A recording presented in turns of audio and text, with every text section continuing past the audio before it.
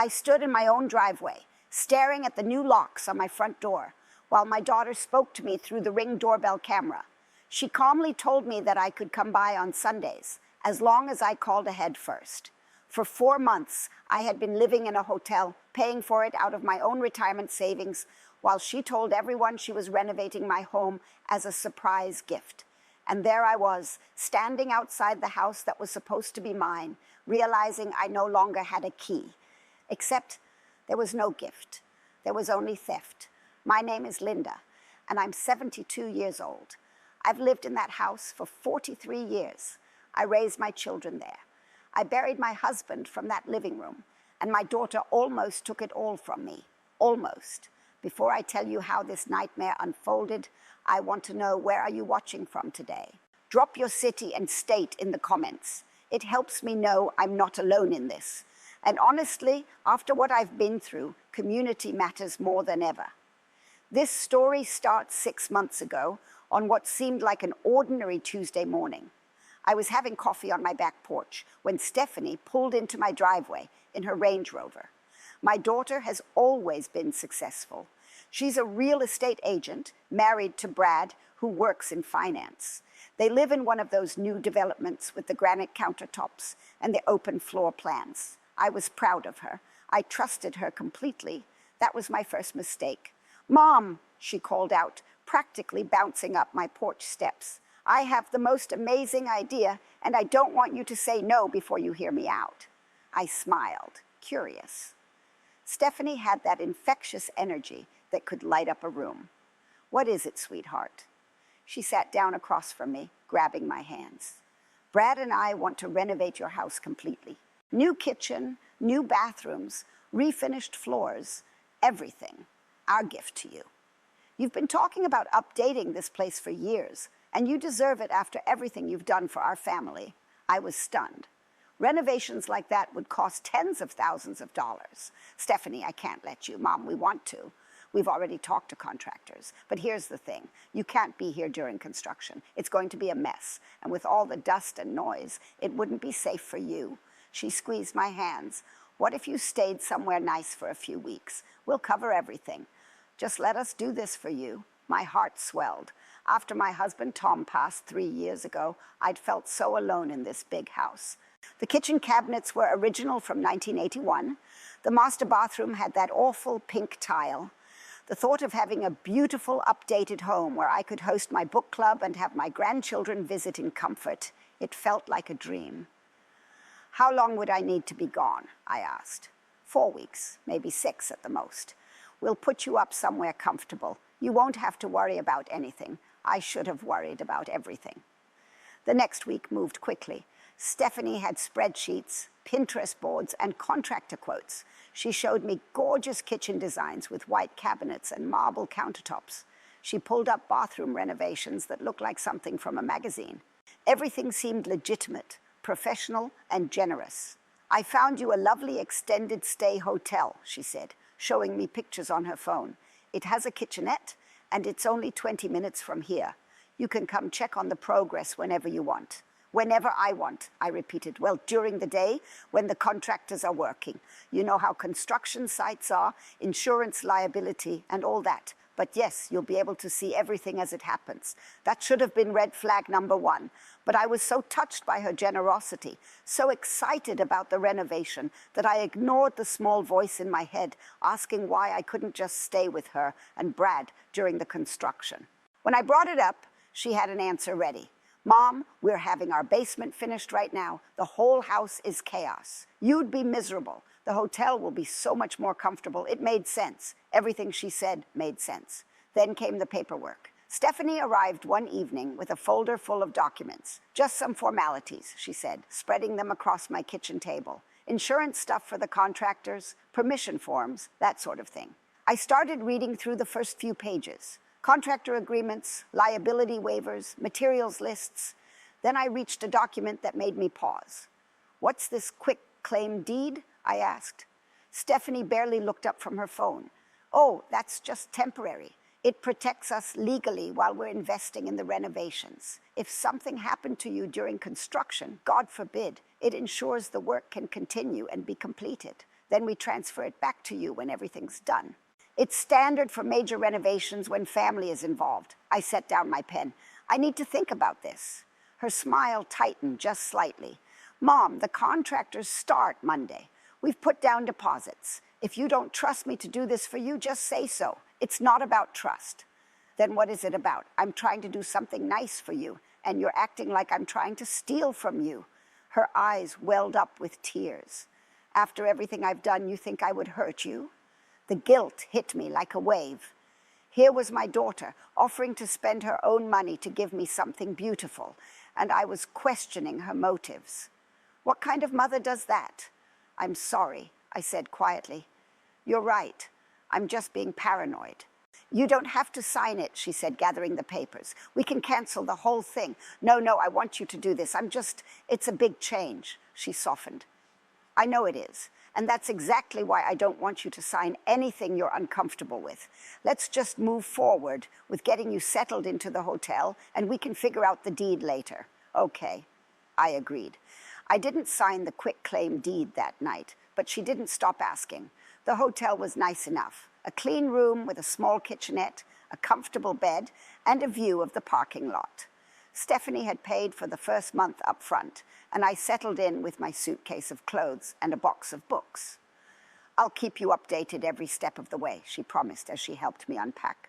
This is going to be amazing, Mom. You'll see.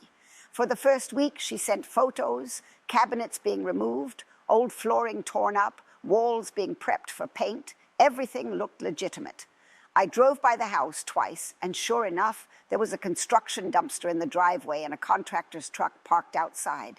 Then the photos stopped. Stephanie, honey, can you send me some updates? I texted after 5 days of silence. Super busy, Mom. Everything's on schedule, promise. I decided to drive by unannounced. When I pulled up to my house, the dumpster was still there, but something felt off. The contractor's truck was gone. I walked up to the front door and tried my key. It didn't work. My heart started pounding. I tried again. Nothing. The locks had been changed. I called Stephanie immediately. Honey, my key doesn't work. Did the contractors change the locks? Oh, yes, for security. With construction crews coming and going, we didn't want anyone unauthorized getting in. I'll get you a new key this week. Can I come see the progress today? Actually, they're doing some chemical treatments today. Refinishing the floors. Not safe to be inside. Let's plan for next week. Okay. Next week came and went. No key, no visit, just excuses. The permits got delayed. They found some electrical issues that need to be addressed first. The tile we ordered is back ordered. By week 6, I was paying for my own hotel room. Stephanie said there was a cash flow issue with the contractors and promised to reimburse me. The renovation that was supposed to take 4 to 6 weeks was now projected at 3 months. I started to panic. My savings were draining. I was living out of a suitcase, and I hadn't seen the inside of my own home in over a month. Stephanie, I need to come by the house, I said firmly during one phone call. Mom, I told you it's not safe. Trust me, I don't care if it's safe. It's my house. I want to see what's happening. There was a long pause. Fine, come by Saturday at 2. I'll meet you there. Saturday at 2, I pulled into my driveway early, determined to see my home. But when I got there at 1:30, I saw something that made my blood run cold. Through my living room window, my window with my curtains that I'd hung 20 years ago, I saw Stephanie and Brad. They weren't reviewing renovation plans. They were sitting on my couch, watching my television in what looked like a fully furnished, completely lived-in home. My kitchen, visible through the side window, had new cabinets, all right, and they were full of someone else's dishes. They had moved into my house. I sat in my car, hands shaking on the steering wheel, trying to process what I was seeing. My daughter and son-in-law were living in my home, not renovating it, living in it. The front door opened and Stephanie walked out, coffee mug in hand, completely casual. When she saw my car, her expression shifted from relaxed to annoyed in an instant. She walked over to my driver's side window. I rolled it down. "You're early," she said. "You're living in my house," I replied, my voice barely steady. "Mom, calm down. Let me explain." "Explain? Explain what? That you lied to me? That you've moved into my home while I'm paying $60 a night to sleep in a hotel?" Brad appeared in the doorway, phone in hand, watching us. Stephanie sighed like I was being unreasonable. We needed a place to stay temporarily. Our basement renovation has been a disaster. We've got water damage, mold issues. We couldn't live there. I knew you weren't using this house, and it seemed silly for it to sit empty while we were in crisis. Not using it? It's my house. I was only supposed to be gone for 6 weeks, and the renovation hit complications. I told you that. Mom, you're acting like we committed some crime. We're family. We're taking care of your property. Taking care of it? You changed the locks. You moved in your furniture. You're living here without my permission. Her eyes narrowed. Actually, I've been paying the utilities. I've been maintaining the property. And since you haven't signed the quitclaim deed, I've been fronting all the renovation costs out of pocket. Costs that keep going up. By the way, there it was, the quitclaim deed again. If you sign the deed, she continued, her voice softer now, we can formalize this arrangement. You can move into our guest house. It's lovely, really, and we'll take over the mortgage payments and maintenance here. It's too much house for you anyway, Mom. You've said so yourself. I said it needed updates. I never said I wanted to give it away. It's not giving it away. It's family helping family. But if you're going to be difficult about this, maybe we need to have a different conversation. She glanced back at Brad, who was still watching from the doorway. We've invested over $40,000 into this property. Floors, kitchen, bathrooms, all upgraded. If you want us to move out, you'll need to reimburse us for the improvements. My mouth fell open. You did this without my permission. You gave me permission when you moved out and handed over access to your house. Check your texts, Mom. You said do whatever you think is best. I have it in writing. She did have it in writing. I had said that, but I'd meant design choices, cabinet colors, not taking over my entire property. I want to see inside, I said. No, not until we sort this out legally. Brad's already spoken to our attorney about our options. You can either work with us or this gets complicated. She stepped back from my car. I'll call you next week. In the meantime, think about what's really best for everyone. She walked back inside my house and closed the door, closed my door in my face. I drove back to the hotel in a daze. My hands were shaking so badly, I had to pull over twice. When I finally made it to my room, I collapsed on the bed and tried to think clearly. My daughter had stolen my house, not with a gun or a break-in, but with paperwork and manipulation and my own trust in her. And now she was threatening me with legal action if I didn't cooperate. I pulled out my phone and read through every text message from the past 3 months. She was right. I had said, do whatever you think is best, when she asked about countertop colors, but I'd also said, I can't wait to come home, and this is so generous of you, and I trust your judgment on the renovations. Nowhere had I said, please move into my house and claim it as your own. But would a court see it that way? I needed help, real help. I called my son Michael, who lives in Colorado. I hadn't told him much about the renovation because he and Stephanie had been feuding for years over family issues, but I was desperate. Mom, he answered on the second ring. What's wrong? You sound upset. I told him everything. The renovation promise, the hotel, the change locks, discovering them living in my house, the quitclaim deed she kept pushing, the threats about reimbursement. The silence on the other end lasted so long. I thought the call had dropped. Michael, Mom. His voice was tight. She's trying to steal your house. You understand that, right? This isn't a miscommunication. This is theft. But she's your sister. She's a con artist who happens to share our DNA. Remember when Dad died and she convinced you to make her the executive of his estate? Remember how much money went missing during that process? I had forgotten. Or maybe I'd chosen to forget. There had been discrepancies, about $15,000 that Stephanie claimed went to funeral expenses and estate fees, though I never saw detailed receipts. Michael had pushed for an audit, but I'd shut it down because I didn't want to believe my own daughter would steal from her dead father's estate. Oh, God, I whispered. Listen to me very carefully, Michael said. Do not sign anything. Don't sign a quitclaim deed. Don't sign a rental agreement. Don't even sign for a package and get a lawyer today, right now. I don't know any lawyers. I'll find you one, a good one.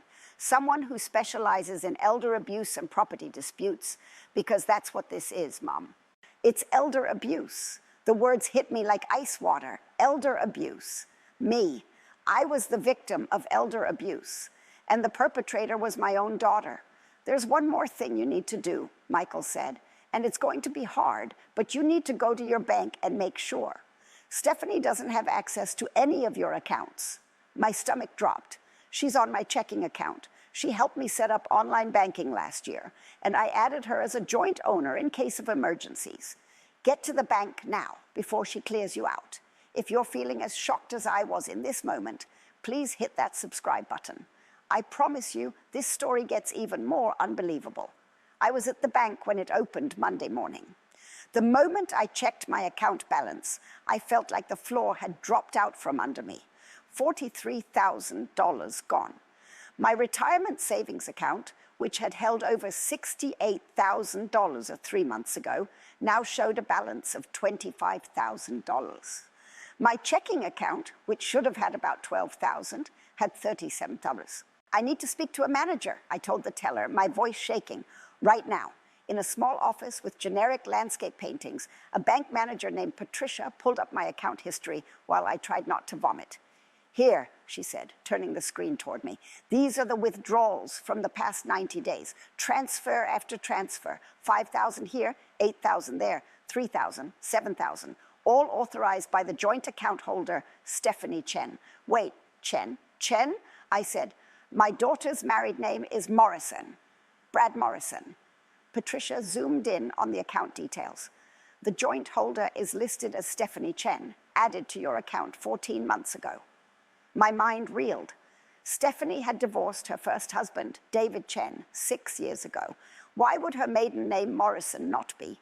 Then it hit me. When she helped me set up online banking, she must have used her old married name, a name that wouldn't immediately connect to her in case anyone looked into the transfers. She'd planned this, maybe not 14 months ago, but she'd set up the pieces long before the renovation scheme began. "I need her removed from my accounts immediately," I said. "And I want to know if I can get any of this money back." Patricia's face was sympathetic but professional. "We can remove her access right now. As for recovering the funds, that's more complicated. She was an authorized user on the account. So technically, these weren't fraudulent transactions from the bank's perspective. You'd need to pursue this through legal channels, police report, civil suit, that sort of thing." I filed a police report that afternoon. The officer who took my statement was kind, but not encouraging. "In family disputes like this, it's really hard to prove theft when the person had legal access to the accounts." He explained, "Your best bet is a civil attorney who can help you go after her for the money and for your property." Michael's lawyer recommendation came through that evening. Her name was Patricia Vega, and she specialized in elder financial abuse. Her consultation fee was $300, money I barely had left, but I paid it. "Tell me everything," she said when we met the next morning. "Start from the beginning." I told her about the renovation promise, the hotel, the changed locks, finding them living in my house, the missing money, the quick claim deed demands. She took notes, asked questions, and when I finished, she sat back in her chair. "Here's the good news," she said. "You still own that house. Your name is on the deed. They're trespassing, and we can force them out. The bad news, it's going to take time, and your daughter is going to fight dirty. How long? If we move fast, 30 to 60 days, maybe less, if we can get an emergency hearing. 60 days felt like a lifetime, but I didn't have a choice. Attorney Vega filed an unlawful detainer lawsuit the next morning. That's the legal term for forcing someone out of a property they're occupying without permission. She also filed for a temporary restraining order to prevent Stephanie from taking or selling anything else of mine. She's going to get served with these papers probably today or tomorrow," Vega explained. "And she's going to be angry. Don't answer her calls. Don't respond to texts. Any communication goes through me now. Understood?" I agreed, but I underestimated how vicious Stephanie would become. The call started within 3 hours of her being served. 17 calls in one afternoon.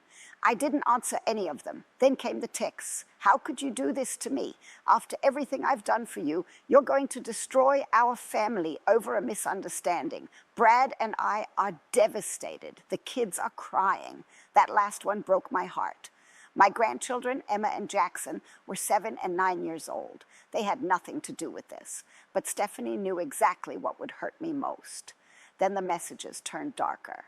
You're making a huge mistake. My lawyer says you're going to lose and owe me money. You're a bitter old woman who can't stand seeing her daughter happy. Dad would be ashamed of you. That one made me throw my phone across the hotel room. By day 3, Stephanie changed tactics. She started calling family members and friends, spinning a version of events where I was the villain. According to her story, she and Brad had sacrificed everything to care for me. Paying for my hotel, funding renovations, managing my finances, because I was becoming confused and forgetful.